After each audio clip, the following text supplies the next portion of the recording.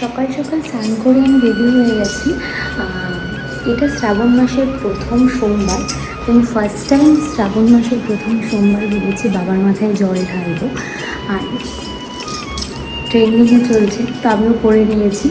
আর আগেরবার আমি গেছিলাম ওই জায়গাটায় যেখানে আজকে আমি জল ঢালতে যাচ্ছি, শিবরাত্রিতে আগেরবার, কিন্তু তোমাদের সাথে ভিডিও শেয়ার করা হয়নি। তো আমি ডিসাইড করলাম ওই জায়গাটা এতটাই সুন্দর আর দেখে এতটাই ভক্তি আসে, তোমাদের সাথে এই ব্লগটা শেয়ার করি, তোমাদের এই ভিডিওটাও শেয়ার করি যে এতটাই সুন্দর, তোমরাও আমার সাথে সাথে ওই জায়গাটা ঘুরে নেবে। তো জায়গাটার নাম কিন্তু পাতালেশ্বর।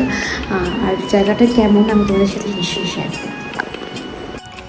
আমি পুজো দিতে বেরিয়ে গেলাম, মিষ্টিটাও রাস্তা থেকে কিনে নিয়েছিলাম।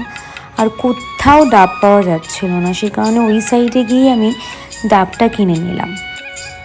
মন্দিরে ঠিক ঢোকার সময় বিশাল শিব মূর্তি, সেটা লাইট এবং জল দিয়ে সন্ধেবেলা ভীষণ সুন্দর করে ফুটে ওঠে। আর এই যে লাইনটা দেখছো, হ্যাঁ বন্ধুরা, এই লাইন বেয়ে কিন্তু আমি পুজো দিতে গেছি। তো আমি মন্দিরে ঢুকে গেলাম। আর পাতালেশ্বর, সেই কারণে শিবলিঙ্গটা একদম পাতালেই বলা যেতে পারে। তো প্রচণ্ড ভিড় হয়েছিল, দেখতে পাচ্ছ। মন্দিরটা কিন্তু অনেক এলাকা জুড়ে, অনেক বড় মন্দির এটা। আর যেহেতু অনেকটা বড়, সেই কারণে সবাই প্রচণ্ড ভিড় করে। কাশিমবাজারেই মন্দিরটা অবস্থিত। আর এই দেখতে পাচ্ছ, আমি নন্দীকেও স্নান করিয়ে দিচ্ছি দুধ দিয়ে। আর আমি কিন্তু নন্দীর কাছেই সব কানে কানে প্রার্থনাটা করি, প্রতি বছরই তাই করি। এবং শিবের কোনো মন্দিরে গেলেও সেটাই আমি করি, কখনো কিছু চাওয়ার থাকলে তখন আমি কানে কানেই বলি।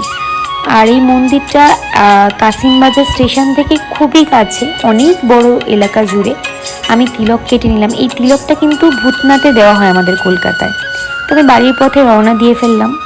সো একদিকে ডালিয়ার খিচুড়ি, একদিকে সন্ধেবেলা মানে রাতে নিরামিষ তরকারি আমি করে নিলাম। ঘেমে গেছি, দেখি বুঝতে পারছো, প্রচণ্ড ঘেমে গেছি। এবার আমি ফ্রেশ হয়ে নেব। সব কিছু মোটামুটি কমপ্লিট। রান্না করে খাওয়া আপাতত ডান। এবার আমার চোখে একটু ঘুম ঘুম আসছে, কারণ সারাদিন উপোস ছিলাম বলে হয়তো এত টায়ার্ড ফিল করছি।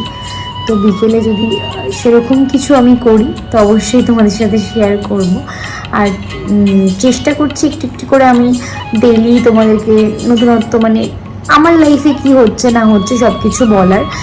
তো তোমাদের যদি ভালো লেগে থাকে অবশ্যই আমার চ্যানেলটাতে সাবস্ক্রাইব করো আর লাইক দিতে ভুলো না। তো চেষ্টা করছি, জানিও কিন্তু, ভুল হলেও জানিও, ঠিক হলেও জানিও।